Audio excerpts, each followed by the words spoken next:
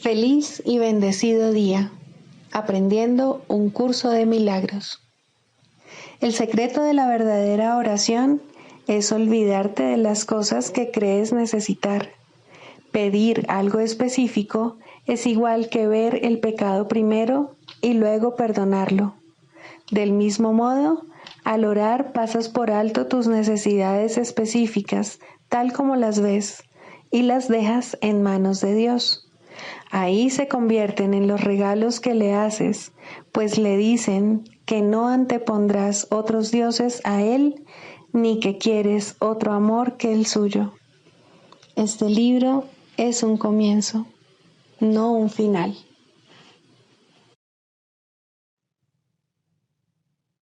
Del prefacio, que postula, párrafo 5.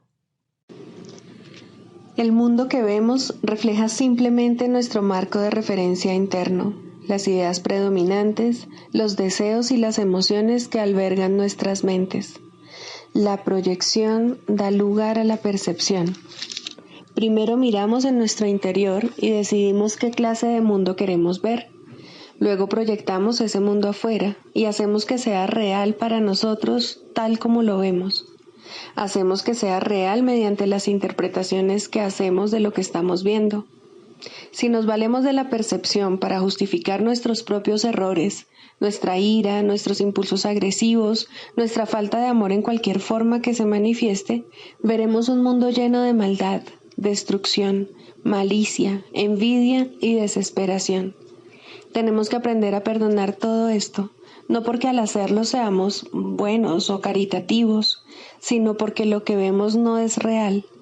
Hemos distorsionado el mundo con nuestras absurdas defensas y por lo tanto estamos viendo lo que no está ahí.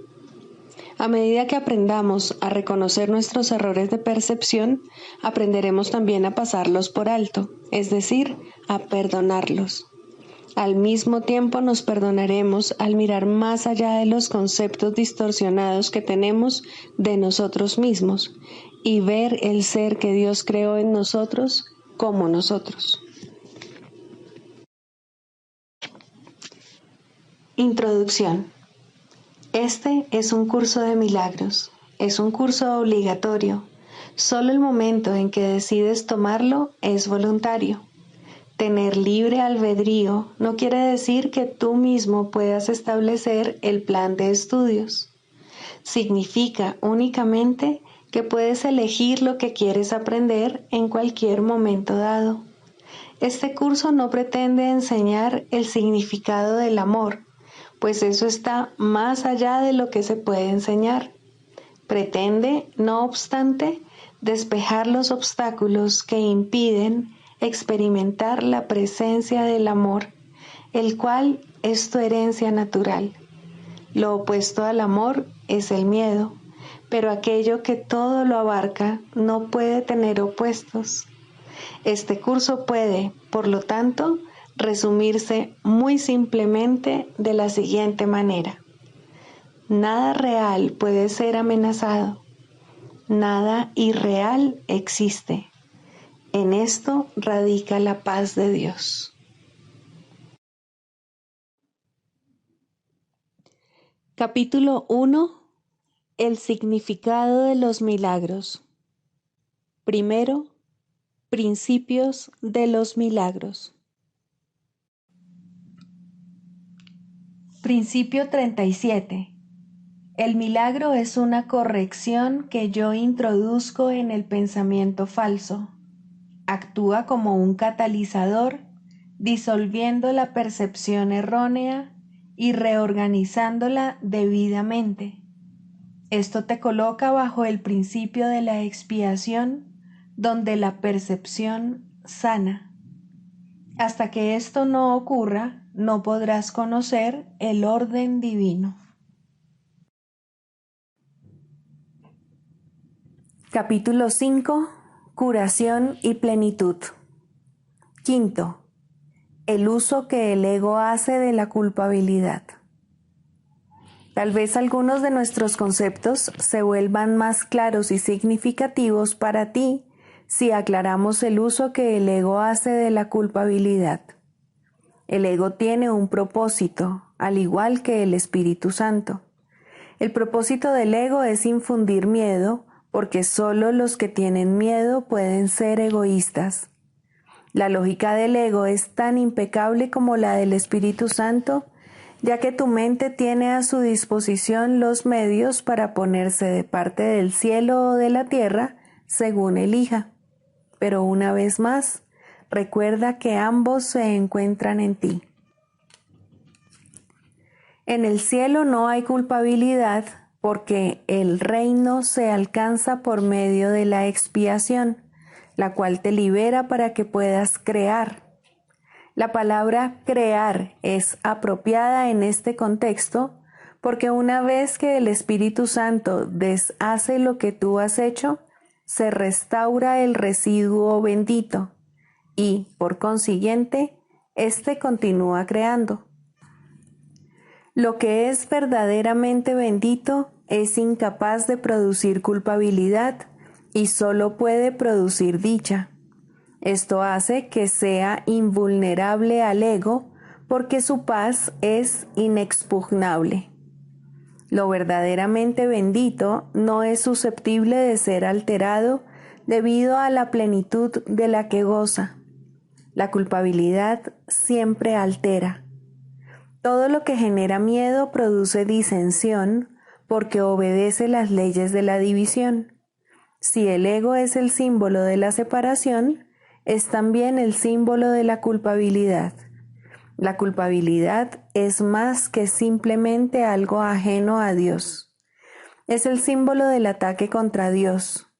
Este concepto no tiene ningún sentido excepto para el ego, pero no subestimes el poder que el ego le aporta al creer en él. Esta es la creencia de donde procede toda culpabilidad. El ego es la parte de la mente que cree en la división. ¿Cómo iba a poder una parte de Dios separarse de él sin creer que lo está atacando? Hablamos anteriormente del problema de la autoridad y dijimos que se basa en el concepto de que es posible usurpar el poder de Dios. El ego cree que eso es lo que tú hiciste, porque cree que tú eres Él. Si te identificas con el ego, no podrás sino percibirte a ti mismo como culpable. Siempre que le hagas caso al ego, experimentarás culpabilidad y temerás ser castigado. El ego es literalmente un pensamiento atemorizante. Por muy ridícula que sea para una mente sana la idea de atacar a Dios, nunca olvides que el ego es demente. Representa un sistema de conceptos ilusorios y habla en su nombre. Hacerle caso a la voz del ego significa que crees que es posible atacar a Dios y que has arrancado una parte de Él y te has apoderado de ella. De ahí procede el miedo a las represalias externas, ya que el sentimiento de culpabilidad es tan intenso que tiene que ser proyectado. Todo lo que aceptas en tu mente se vuelve real para ti. Es tu aceptación lo que le confiere realidad. El permitirle la entrada al ego en tu mente y entronarlo allí es lo que lo convierte en tu realidad. Eso se debe a que la mente es capaz de crear realidad o de fabricar ilusiones.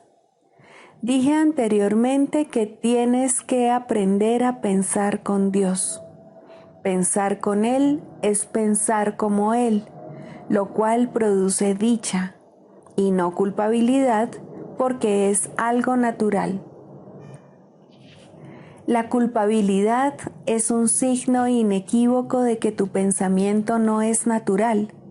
El pensamiento que no es natural va siempre acompañado de culpabilidad porque es la creencia en el pecado. El ego no percibe el pecado como una falta de amor, sino como un decidido acto de agresión. Esto es necesario para su supervivencia porque, tan pronto como consideres que el pecado es una insuficiencia, tratarás automáticamente de remediar la situación y lo lograrás. Para el ego eso es la perdición, pero tú tienes que aprender a verlo como tu emancipación. La mente que está libre de culpa no puede sufrir. Al estar sana, sana a su vez al cuerpo porque ella misma ha sanado. Las enfermedades son inconcebibles para la mente sana, ya que no puede concebir atacar a nada ni a nadie. Dije antes que la enfermedad es una forma de magia. Quizás sería mejor decir que es una forma de solución mágica. El ego cree que castigándose a sí mismo mitigará el castigo de Dios, mas incluso en esto es arrogante. Le atribuye a Dios la intención de castigar y luego adopta esa intención como su propia prerrogativa. El ego trata de usurpar todas las funciones de Dios tal como las percibe, porque reconoce que solo se puede confiar en una lealtad absoluta. El ego no puede oponerse a las leyes de Dios de la misma manera en que tú tampoco puedes hacerlo, pero puede interpretarlas de acuerdo con lo que desea, al igual que tú. Por eso es preciso que contestes la pregunta, ¿qué es lo que quiero?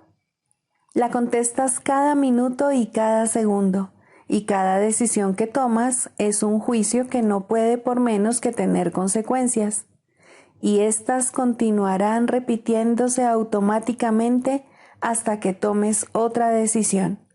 Recuerda, no obstante, que las alternativas en sí son inalterables. El Espíritu Santo, al igual que el ego, es una elección que uno hace. Ambos constituyen las únicas alternativas que la mente puede aceptar y obedecer. El Espíritu Santo y el ego son las únicas opciones que tienes. Dios creó una de ellas y, por lo tanto, no puedes deshacerla. La otra la inventaste tú y, por lo tanto, sí puedes. Solo lo que Dios crea es irreversible e inmutable.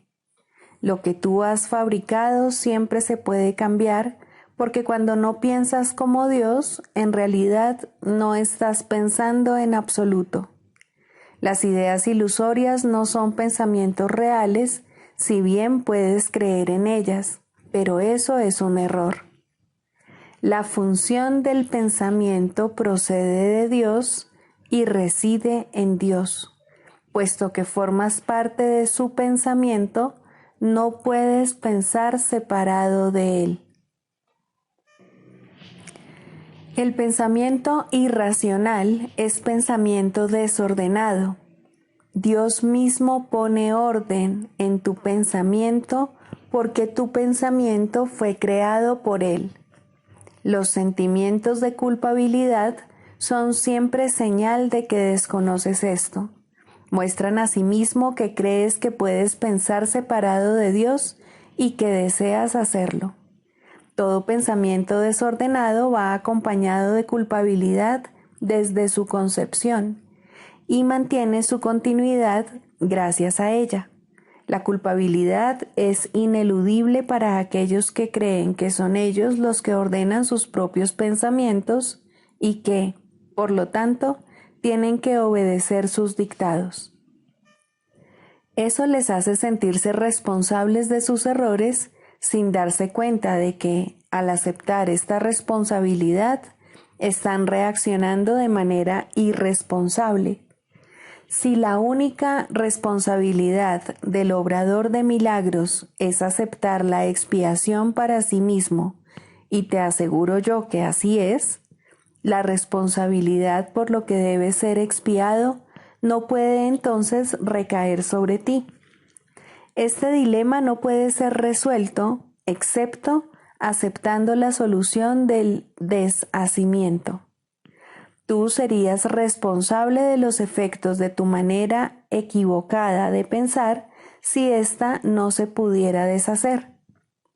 El propósito de la expiación es conservar del pasado únicamente aquello que ha sido purificado.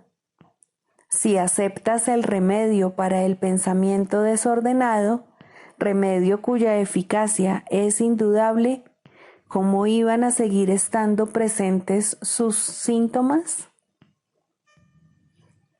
La continua decisión de permanecer separado es la única razón posible de que siga habiendo sentimientos de culpabilidad.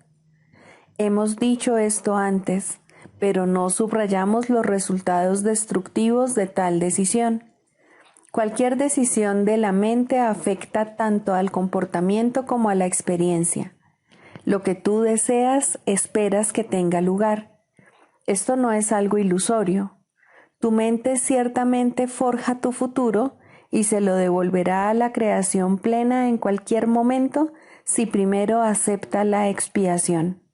Retornará a sí mismo a la creación plena en el instante en que haya hecho eso.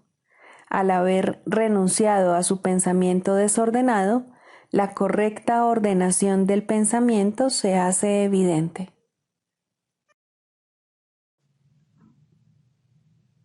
Libro de ejercicios, lección 5. Nunca estoy disgustado por la razón que creo. Esta idea, al igual que la anterior, puede aplicarse a cualquier persona, situación o acontecimiento que creas que te está causando dolor.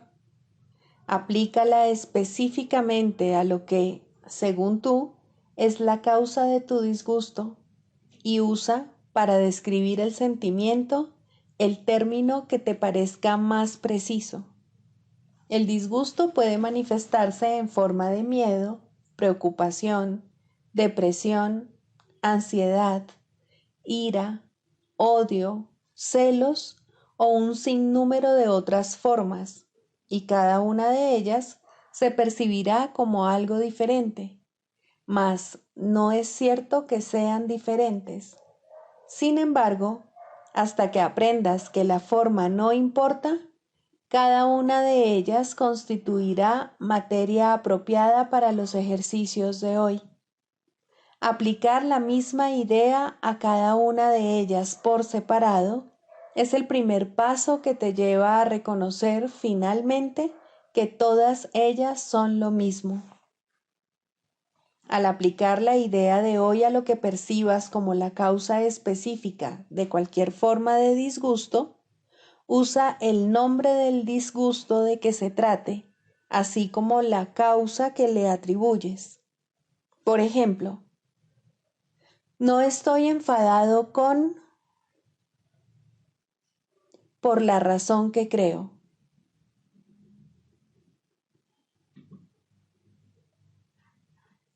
No tengo miedo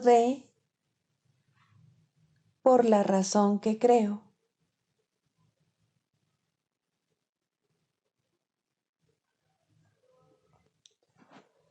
Pero una vez más, esto no debe sustituir a las sesiones de práctica en las que primero examinas tu mente en busca de lo que crees son las causas del disgusto y las formas de disgusto que, según tú, resultan de ellas. En estos ejercicios, incluso más que en los anteriores, es posible que te resulte más difícil ser imparcial y evitar concederles más importancia a unos temas que a otros. Tal vez te resulte útil encabezar los ejercicios con la siguiente afirmación. No hay disgustos pequeños, todos perturban mi paz mental por igual. Luego, busca en tu mente cualquier cosa que te esté afligiendo, independientemente de si te está afligiendo poco o mucho. Es posible también que te sientas menos dispuesto a aplicar la idea de hoy a algunas de las causas de los disgustos que percibes que a otras. De ocurrir eso, Piensa en primer lugar en lo siguiente. No puedo conservar esta forma de disgusto y al mismo tiempo desprenderme de las demás. Para los efectos de estos ejercicios, pues, las consideraré a todas como si fueran iguales. Escudriña luego tu mente durante 1 minuto más o menos y trata de identificar las diferentes formas de disgustos que te estén perturbando, haciendo caso omiso de la relativa importancia que tal vez les atribuyas. Aplica la idea de hoy a cada una de ellas usando el nombre de la causa del disgusto tal como la percibas y el del sufrimiento tal como lo experimentes. Los siguientes son ejemplos adicionales. No estoy preocupado acerca de por la razón que creo.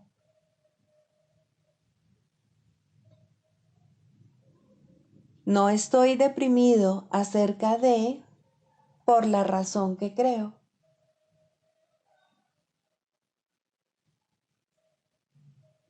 Tres o 4 veces al día será suficiente.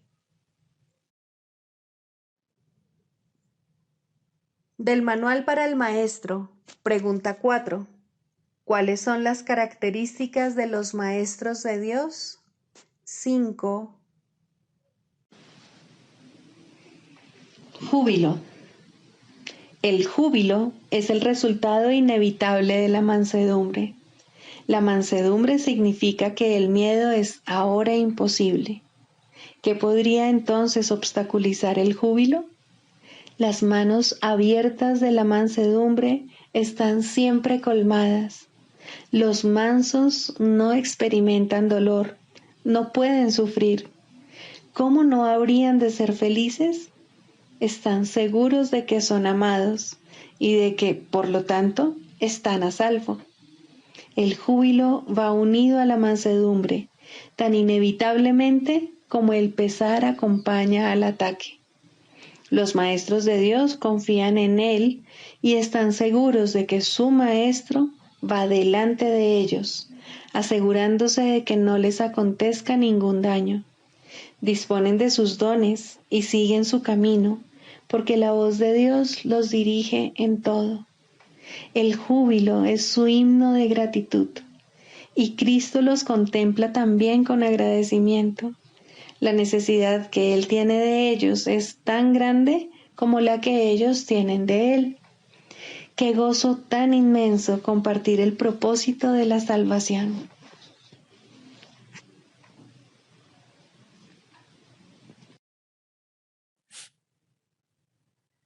Manual para el maestro.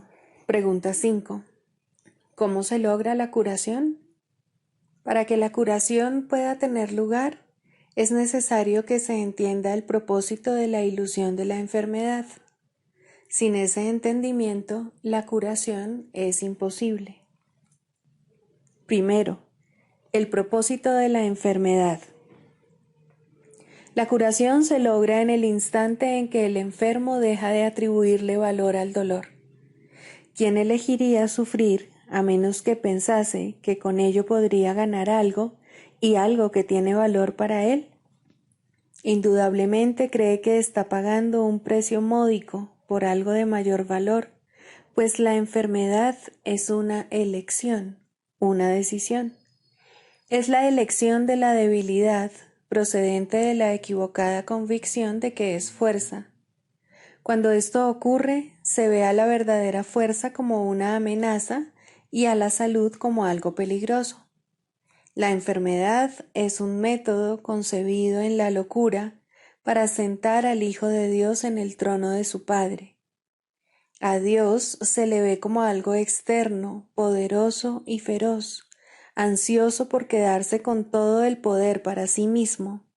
Solo con su muerte puede su Hijo conquistarle. ¿Y qué representa la curación dentro de esta loca convicción? Simboliza la derrota del Hijo de Dios y el triunfo de su Padre sobre él. Representa el desafío supremo, en forma directa, que el Hijo se ve forzado a aceptar. Representa todo lo que él se ocultaría a sí mismo para proteger su vida. Si se cura, él es responsable de sus pensamientos, y si es responsable de sus pensamientos, será destruido a fin de demostrarle cuán débil y miserable era. Mas, si él mismo elige la muerte, su debilidad se convierte en su fuerza. Ahora se ha impuesto a sí mismo lo que Dios le habría impuesto, y de esta forma ha usurpado completamente el trono de su Creador. Segundo, un cambio de percepción. La curación es directamente proporcional al grado de reconocimiento alcanzado con respecto a la falta de valor de la enfermedad. Solo con decir, con esto no gano nada, uno se curaría. Pero antes de uno poder decir esto, es preciso reconocer ciertos hechos. En primer lugar, resulta obvio que las decisiones son algo propio de la mente, no del cuerpo. Si la enfermedad no es más que un enfoque defectuoso de solventar problemas, tiene que ser entonces una decisión. Y si es una decisión, es la mente y no el cuerpo la que la toma. La resistencia a reconocer este hecho es enorme, ya que la existencia del mundo tal como lo percibes depende de que sea el cuerpo el que toma las decisiones. Términos tales como instintos, reflejos y otros similares representan intentos de dotar al cuerpo con motivadores no mentales. En realidad, tales términos no hacen más que enunciar o describir el problema, pero no lo resuelven. La base fundamental de la curación es la aceptación del hecho de que la enfermedad es una decisión que la mente ha tomado a fin de lograr un propósito para el cual se vale del cuerpo. Y esto es cierto con respecto a cualquier clase de curación. El paciente que acepta esto se recupera. Si se decide en contra de la recuperación, no sanará. ¿Quién es el médico entonces? La mente del propio paciente. El resultado acabará siendo el que él decida. Agentes especiales parecen atenderle, sin embargo, no hacen otra cosa que dar forma a su elección. Los escoge con vistas a darle forma tangible a sus deseos, y eso es lo único que hacen. En realidad, no son necesarios en absoluto. El paciente podría sencillamente levantarse sin su ayuda y decir, no tengo ninguna necesidad de esto. No hay ninguna forma de enfermedad que no se curase de inmediato. ¿Qué es lo único que se necesita para que este cambio de percepción tenga lugar? Simplemente esto, el reconocimiento de que la enfermedad es algo propio de la mente y de que no tiene nada que ver con el cuerpo. ¿Qué te cuesta este reconocimiento? Te cuesta el mundo que ves, pues ya nunca más te parecerá que es el mundo el que gobierna a la mente. Con este reconocimiento se le atribuye la responsabilidad a quien verdaderamente la tiene, no al mundo, sino a aquel que contempla el mundo y lo ve como no es, pues ve únicamente lo que elige ver, ni más ni menos. El mundo no le hace nada, pero él pensaba que le hacía algo. Él tampoco le hace nada al mundo, ya que estaba equivocado con respecto a lo que el mundo era. En esto radica tu liberación de la culpabilidad y de la enfermedad, pues ambas son una misma cosa. Sin embargo, para aceptar esta liberación, la insignificancia del cuerpo tiene que ser una idea aceptable. Con esta idea, el dolor desaparece para siempre. Pero con esta idea desaparece también cualquier confusión acerca de la creación. ¿Cómo podría ser de otra manera? Basta con poner causa y efecto en su verdadera secuencia con respecto a algo para que el aprendizaje se generalice y transforme al mundo. El valor de la transferencia de una idea verdadera no tiene límites ni final. El resultado final de esta lección es el recuerdo de Dios. ¿Qué significado tienen ahora la culpabilidad, la enfermedad, el dolor, los desastres y todos los sufrimientos? Al no tener ningún propósito, no puede sino desaparecer, y con ellos desaparecen también todos los efectos que parecían tener. Causa y efecto no son sino una réplica de la creación, vistos en su verdadera perspectiva, sin distorsiones y sin miedo, restablecen el cielo. Tercero, la función del Maestro de Dios. Si el paciente tiene que cambiar de mentalidad para poderse curar, ¿qué puede hacer el Maestro de Dios? ¿Puede cambiar la mentalidad del paciente por él? Desde luego que no. Para aquellos que ya están dispuestos a cambiar de mentalidad, la función del Maestro de Dios no es otra que la de regocijarse con ellos, pues se han convertido en maestros de Dios junto con Él. Con aquellos que no entienden lo que es la curación, no obstante, tienen una función más específica. Estos pacientes se dan cuenta de que ellos mismos han elegido la enfermedad. Por el contrario, creen que la enfermedad los ha elegido a ellos. No tienen tampoco una mentalidad abierta al respecto. El cuerpo les dice lo que tienen que hacer y ellos obedecen. No tienen idea de cuán demente es ese concepto. Solo con que lo sospecharan, se curarían.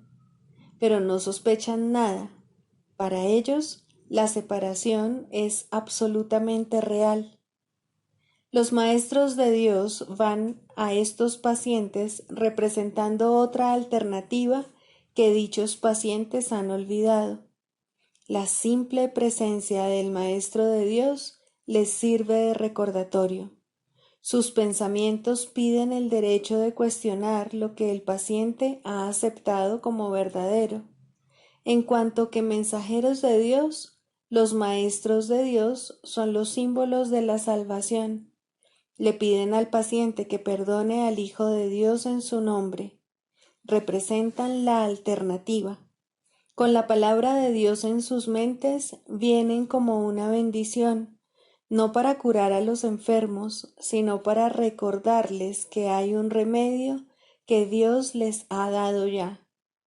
No son sus manos las que curan, no son sus voces las que pronuncian la palabra de Dios, sino que dan sencillamente lo que se les ha dado y exhortan dulcemente a sus hermanos a que se aparten de la muerte. He aquí, Hijo de Dios, lo que la vida te puede ofrecer. ¿Prefieres elegir la enfermedad en su lugar?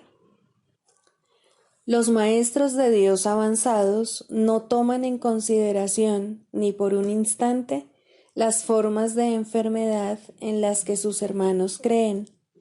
Hacerlo sería olvidar que todas ellas tienen el mismo propósito y que, por lo tanto, no son en modo alguno diferentes.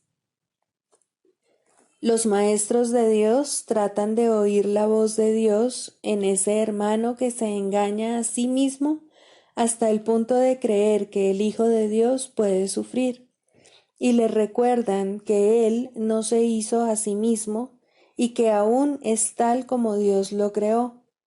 Los maestros de Dios reconocen que las ilusiones no pueden tener efectos.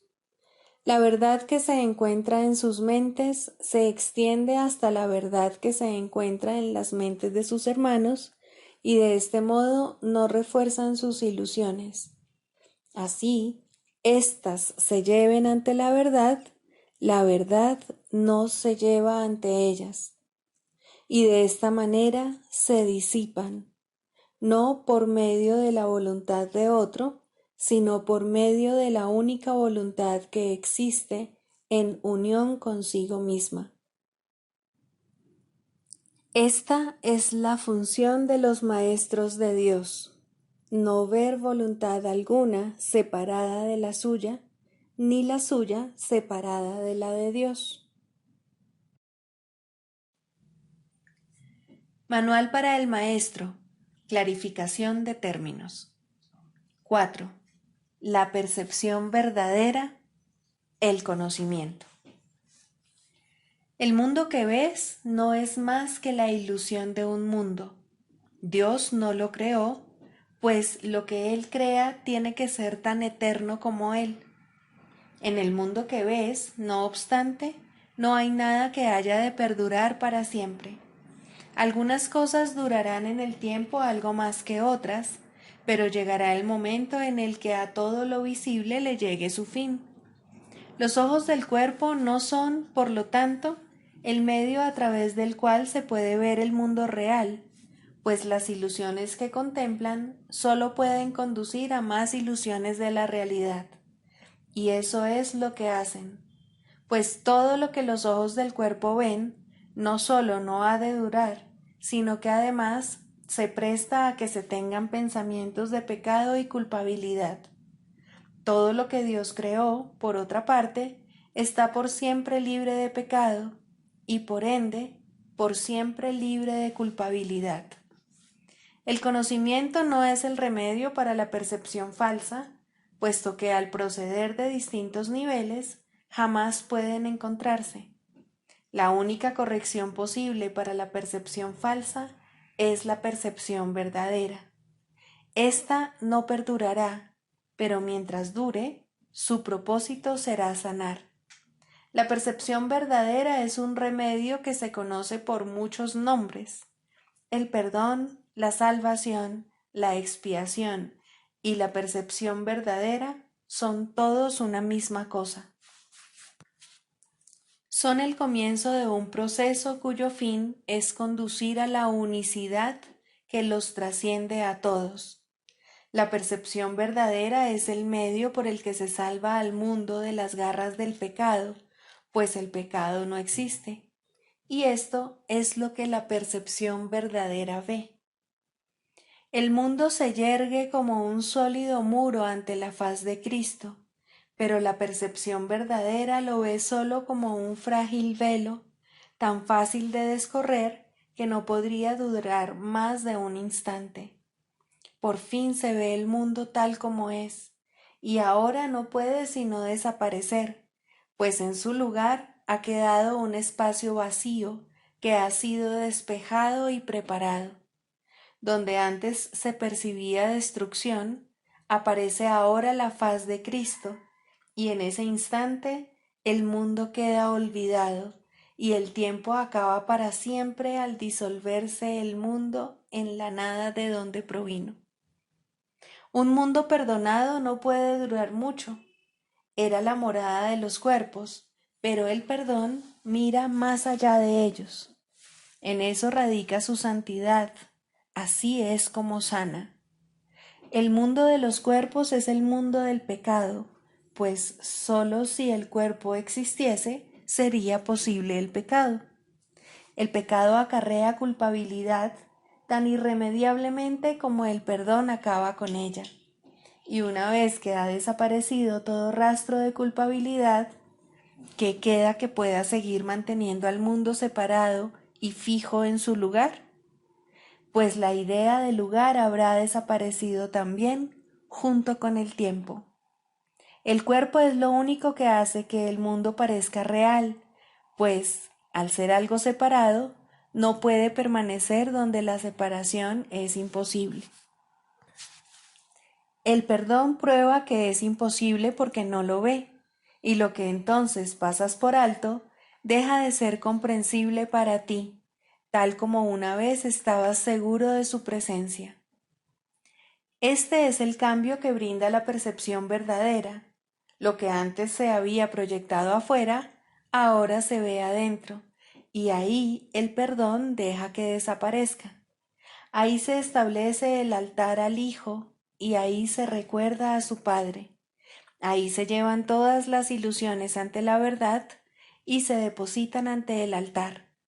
Lo que se ve como que está afuera no puede sino estar más allá del alcance del perdón, pues parece ser por siempre pecaminoso.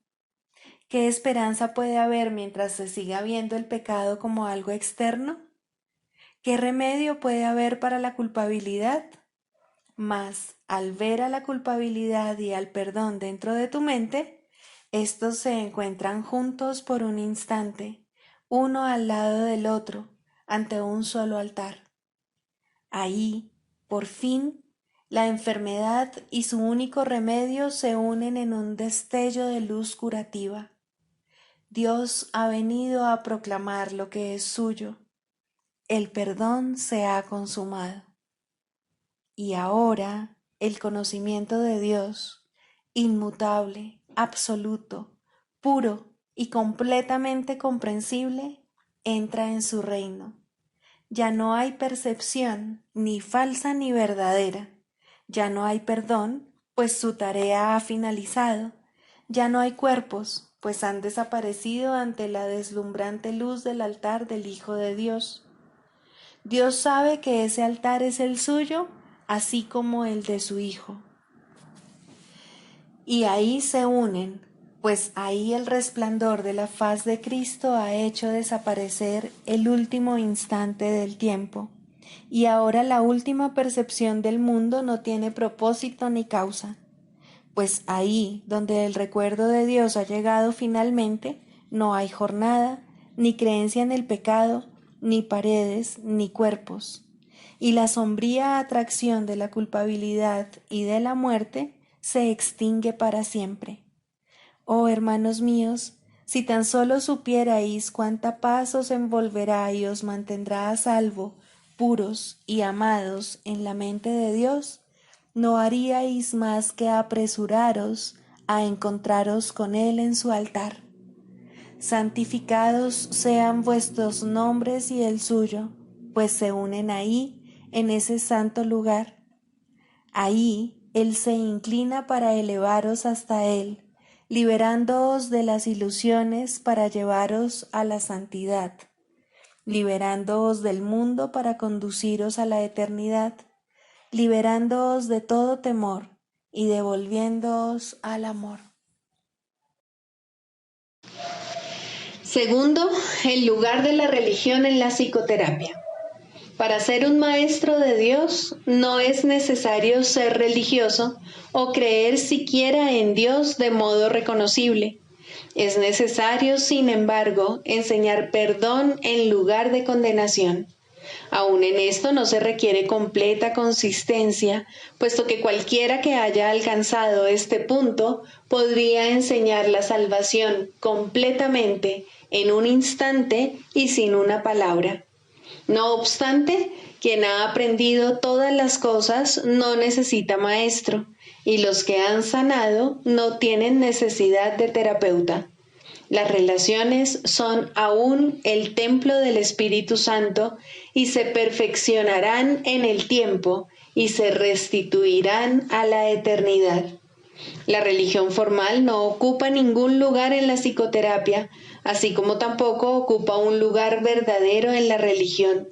En este mundo hay una asombrosa tendencia a unir palabras contradictorias en un solo término, sin percibir la contradicción en absoluto.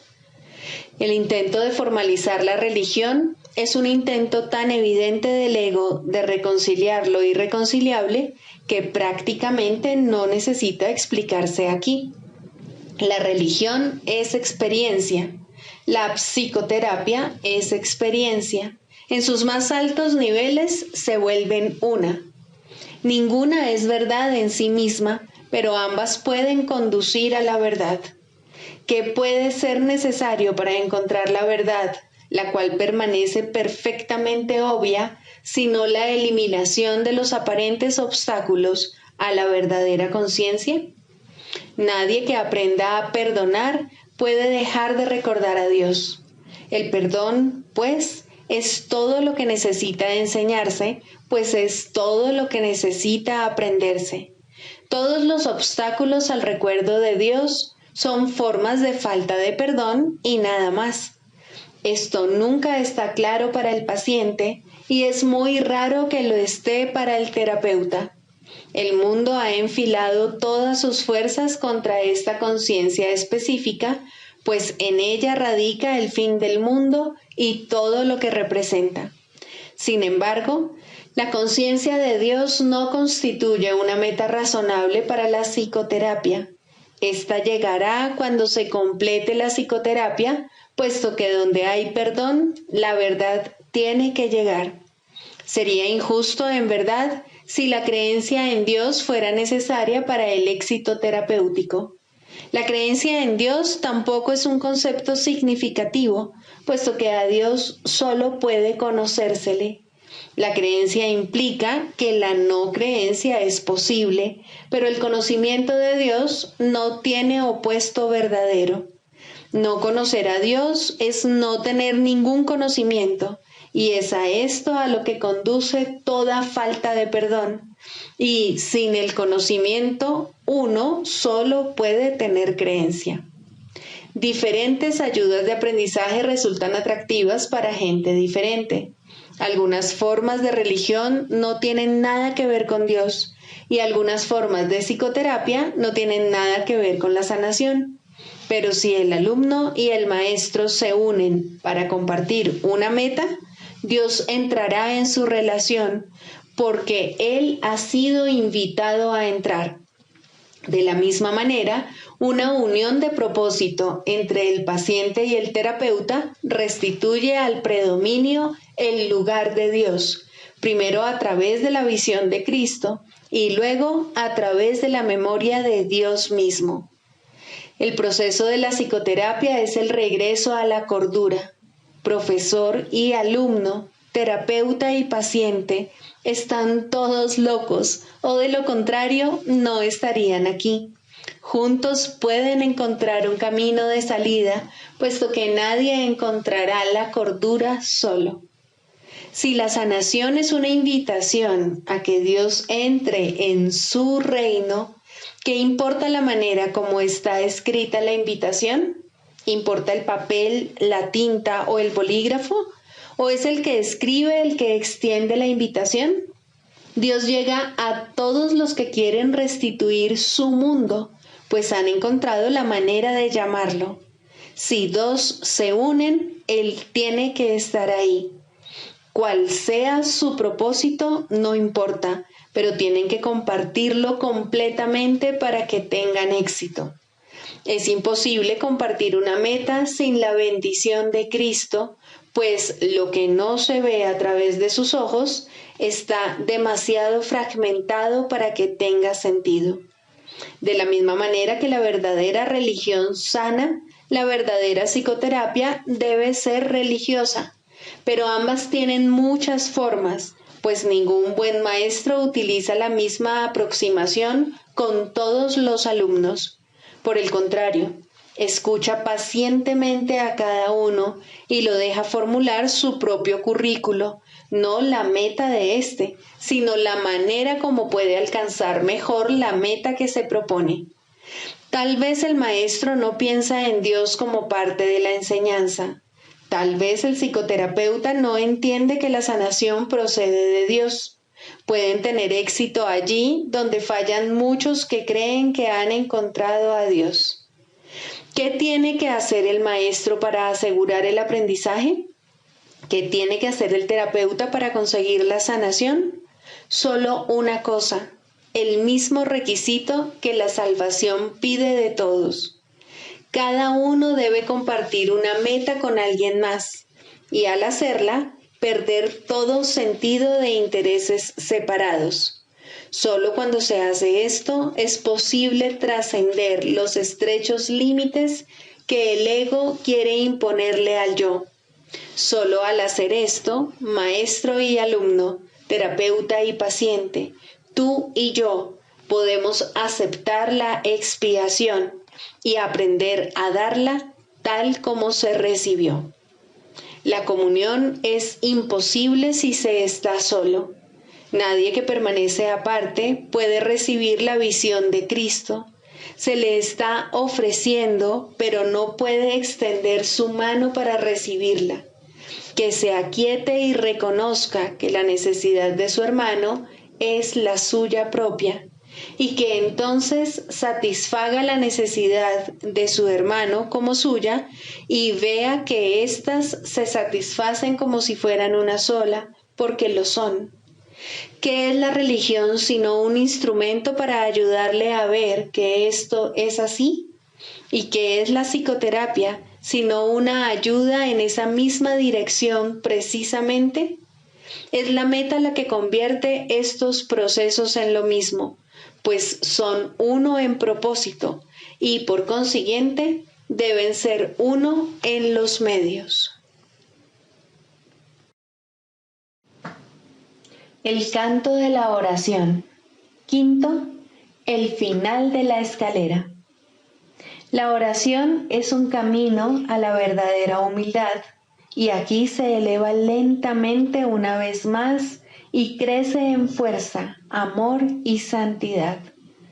Deja que abandone el suelo desde donde comienza a elevarse hacia Dios, y la verdadera humildad vendrá por fin a agraciar la mente que pensó que se enfrentaba al mundo sola. La humildad trae paz, porque no afirma que tú debas regir el universo ni juzgar las cosas en función de cómo tú quisieras que fuesen.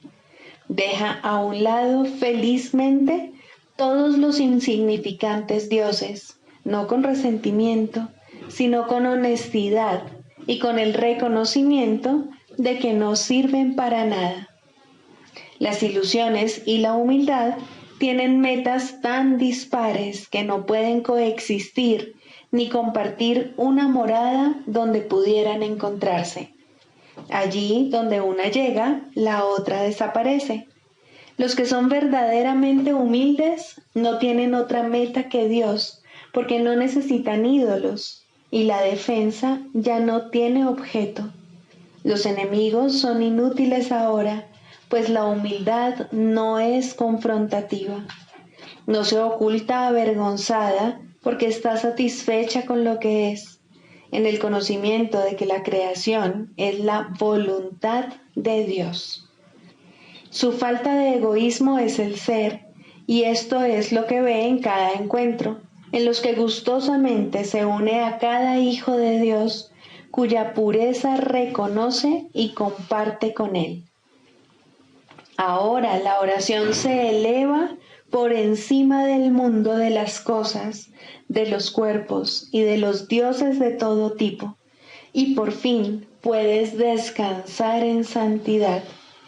La humildad ha venido a enseñarte cómo entender la gloria que es tuya por ser hijo de Dios, y a reconocer la arrogancia del pecado. Un sueño ocultaba la faz de Cristo de ti, mas ahora puedes contemplar su impecabilidad. La escalera ha llegado muy alto, ya casi estás en el cielo. Es muy poco lo que queda por aprender antes de que la jornada finalice. Ahora puedes decir a todo aquel que venga a unirse contigo en oración: no puedo ir sin ti, pues eres parte de mí. Y así es, en verdad.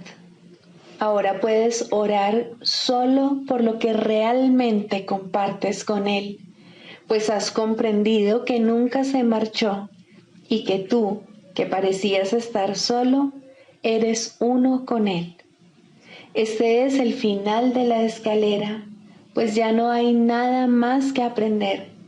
Ahora te encuentras ante el umbral del cielo con tu hermano a tu lado. Los jardines son amplios y serenos, pues ahí el lugar señalado para el momento en que debías venir ha estado esperando por ti desde hace mucho. Ahí finaliza el tiempo para siempre. En ese umbral, la eternidad misma se une a ti. La oración se ha convertido en lo que siempre estuvo destinada a ser, pues has reconocido al Cristo en ti. Sigamos a Jesús haciendo del perdón algo tan natural como respirar y algo tan vital como el aire. Amén.